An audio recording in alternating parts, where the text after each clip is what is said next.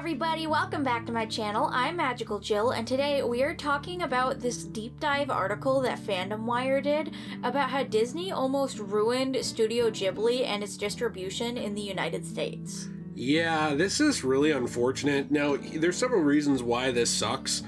First off, I do think that West and East can have a positive relationship if they're willing to respect each other and their art, you know?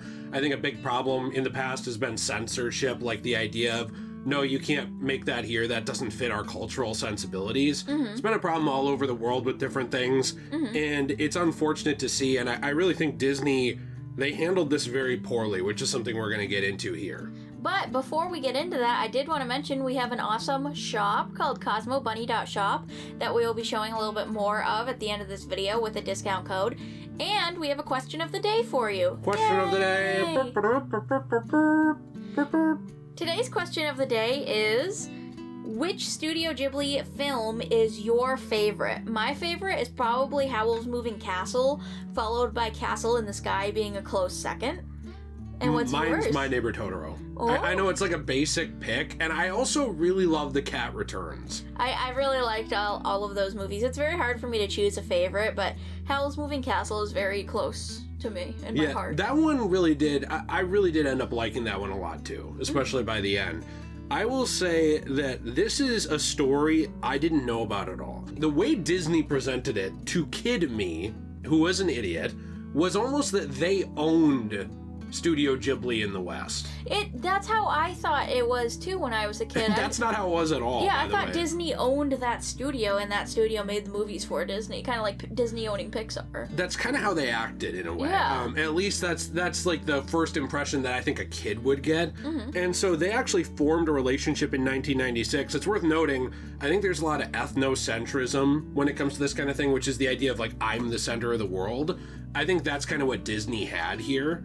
Of this is just some weird Japanese studio. That's rude. And Japan, by the way, is not exempt to this either. Like every country will do this with some other country's thing. It's like to someone else, you're weird. You know what I mean? Yeah. And I think that that's happened several times with different companies. So when they formed this distribution deal, basically this partnership in 1996, it basically made it so Disney was the sole distributor of Ghibli films in the USA. But Ghibli was under the impression that they would get theatrical releases in the US. For basically all their movies. And their movies would be the uncut editions. So, like, they wouldn't be messed with. It would be the film that they made, but it would be in English. Yes. Unfortunately, Disney promised this, and like a lot of Disney deals, they allegedly found a way to get out of parts of it and not follow through with it. We actually saw this with the Star Wars authors when the old Legends universe was kind of done away with and Disney bought Star Wars. And then there were all these authors saying, well, now wait a minute, Disney's not paying us royalties anymore. You know, Disney has done this kind of thing a lot of times. They seem like such a great company on the surface.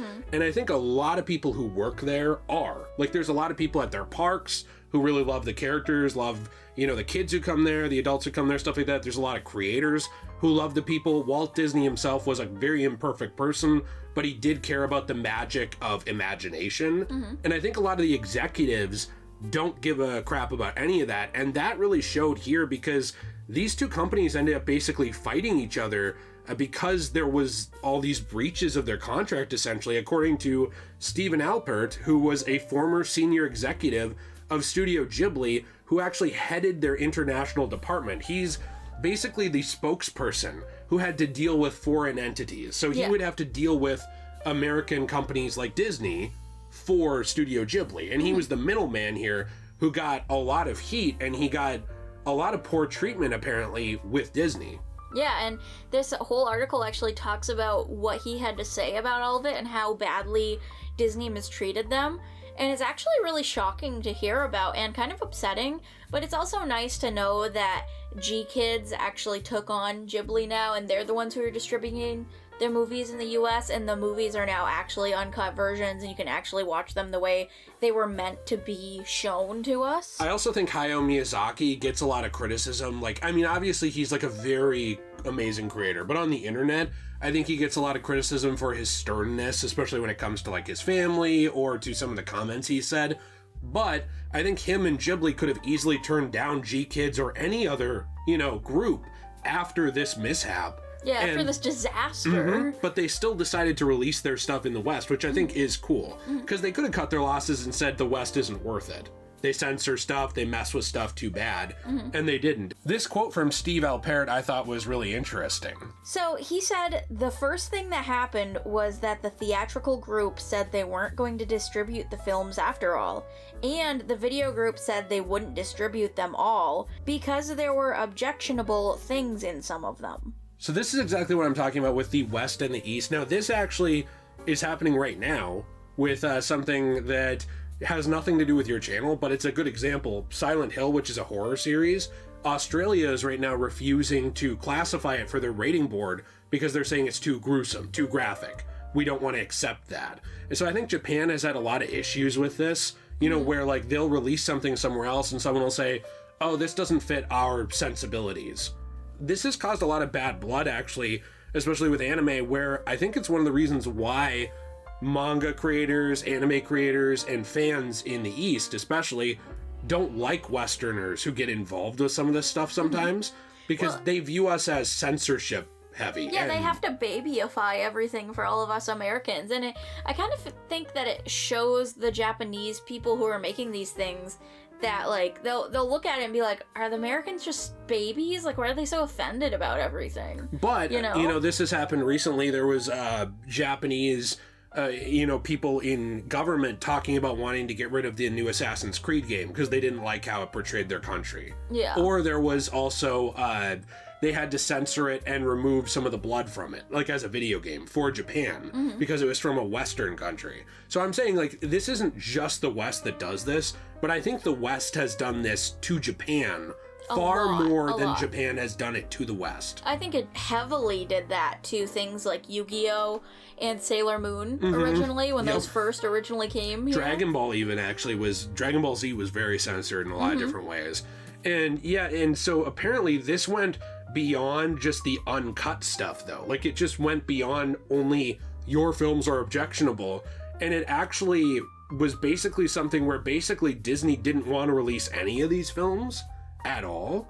And now Ghibli couldn't because Disney had the rights, but they were refusing to. And then when Disney did eventually release them, they didn't give them theatrical releases, or at least not all of them, and they didn't market the films very well. So obviously the films didn't do well because there wasn't any advertising around them. Yeah, it's just a whole mess. There was a lot of mistreatment going on, even around movies like Princess Mononoke with different cuts and things like that. And there were all of these different issues with Disney where Disney even apparently showed an incomplete dubbed version of Kiki's Delivery Service to Toshio Suzuki, and then he didn't actually want to comment about how bad it was, but later on he expressed that he thought it was terrible. But Disney lawyers then made such a huge deal out of the entire situation so that the dub wouldn't be canceled, because they were like, well, we've already done this anyway. Like, basically when Disney was willing to release anything, it wasn't the best. You watch those Disney versions and then you go watch the actual dubbed uncensored versions. 99.9% of the stuff in the normal new dubbed ones are better. Yeah, and I heard that Disney bended the plot to their own will a lot of times. I remember being a very, very little kid, and I had the VHS tape distributed by Disney of Kiki's Delivery Service, and I watched that thing over and over, I tell you what. And I remember at the very end of the movie, now this obviously isn't a very big change. And it's a spoiler though. Again, I was a little kid in this, so it's not like I'm gonna remember this perfectly. But I remember at the very end of the movie, Gigi, he talks again to Kiki, but he still says his meow line, like he says meow, but he says it with the original voice actor, so you get the impression as a kid that she can understand him in English again. But the real version of the movie, she's not supposed to ever understand him in English again, which personally I'm a little upset about, because I wish that was so different. Like, I understand why Disney wanted to change that. You kind of like the Disney idea. Yeah. I kind of like it too. I mean, the thing is... But at the end of the day, it was changed. Well, when we talk about this, we don't think that these plots are perfect. I think some people look at the Studio Ghibli films and they say they're a masterpiece, they're perfect. And for us, for a lot of them, we say they're a masterpiece, I love it. but there's still stuff where I'm like, oh, I wish we got a sequel to that, or oh, I wish that was a little different, or whatever. I always thought Kiki's Delivery Service needed a sequel. Personally. I even thought Totoro could have had one very easily. But here's the thing, that doesn't mean that it should be changed completely and censored or entirely edited on an official scale. Not a fan edit, nothing like that, but a company just stepping in and doing it after making promises to not do that legally. And then it feels to me like they just thought they could bully Japan. Yeah, it did seem to me like they were just bullying Studio Ghibli. They were like, well, we're Disney. We can do what we want, and we have basically all of America bends to our will. Yeah. So it's either you go through us or you don't go through anything at all and don't get it in America. Disney basically owns entire neighborhoods and towns. I mean, there's neighborhoods near their parks where you have to follow a homeowners association rule book for Disney. Wait, seriously? Yeah, because Disney is in charge there. They basically have like their own little kingdom around their kingdom. They're like, you have to have Mickey Mouse in every room of your house. Yeah, and you have to, it's like North Korea, you have to polish the picture of Mickey or we'll come in and kill your family. Yeah. Allegedly. I'm not saying North Korea does that. You know? But yeah, no, I think it's just really unfortunate to see this because I think things like this are what damaged the relationship between the West and the East in general when it comes to our art. You know, I think the idea of, no, you can't do this here, no, you can't do that here, no, you can't do this here. It's one thing if it's against the law, you know, but this wasn't. This wasn't like an example of, you know, an underage person in hentai or something. This is just kids movies. I mean, there's stuff in the Disney movies that are morally questionable. Yeah, I mean, like, even nowadays, if you look back at some of the old Disney movies, people look back at them and be offended because, like, Hades smoked a cigar, or because they portrayed Native Americans in not as culturally correct of a way, I guess, as they could have. Well, what's funny to me is you have the company that did What Makes the Red Man Red here censoring Japanese films. Yeah. And to me, it's just kind of like, this doesn't really add up. And why did you want the license to distribute it if you weren't going to? That's kind of what I was wondering, too, is like, why'd they bother to do all of that, and why'd they want to not market it? Because I feel like if you actually marketed it and you put it in theaters and stuff, it would make you money. And I thought Disney loved money. Well, again, I really think part of it is that my sneaking suspicion is they thought these are weird movies from Japan. They're not normal American movies, is probably how they looked at it.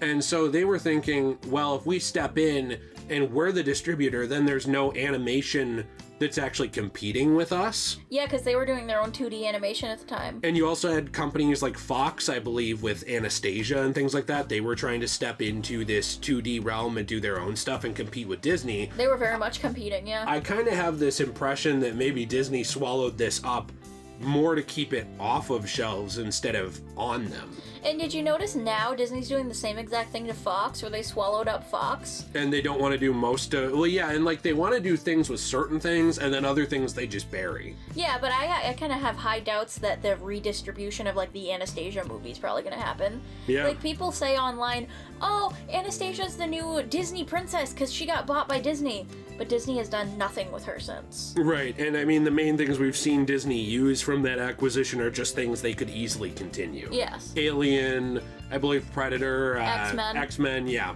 just stuff like that they can roll into things they're already doing.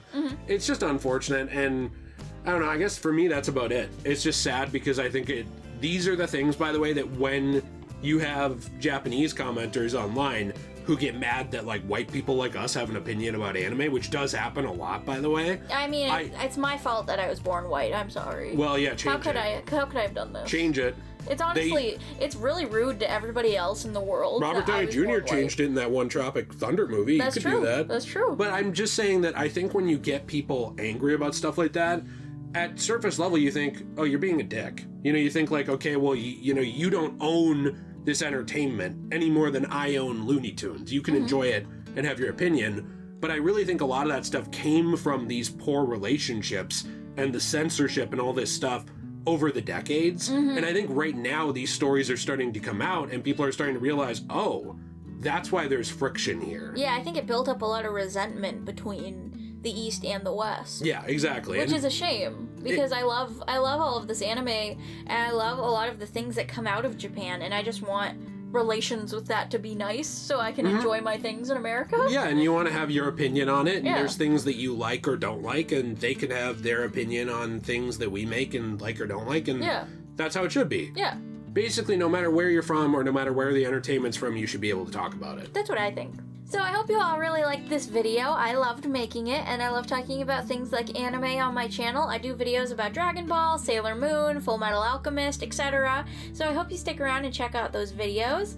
And I have an awesome shop called cosmobunny.shop, and I'll have my husband tell you what I make on there. Yes, so we make coasters, keychains, trays, and more out of recycled paper from comics, manga, magazines, different books that cannot be sold, they're damaged. What we do is we take that paper, essentially the paper that isn't damaged, we turn it into new art transformatively in this new medium. It's a form of recycling. And then we actually do recycle the rest of it instead of making it end up in some landfill or the ocean. So it's a fun way to preserve some stuff, make something new, and then give new life to things. And you can use code SAILOR in all caps for 10% off of your purchase on my website. And also we have a Fortnite code, which is in all caps DJAY123, and that helps our channels out a lot because if you buy anything on Fortnite using that code, it will help give us a little bit of a commission so that way we can keep the lights on around here. Yay, lights! Yay, lights! All right, well, we hope you have a great day. And we'll see you in the next video. Bye! Bye.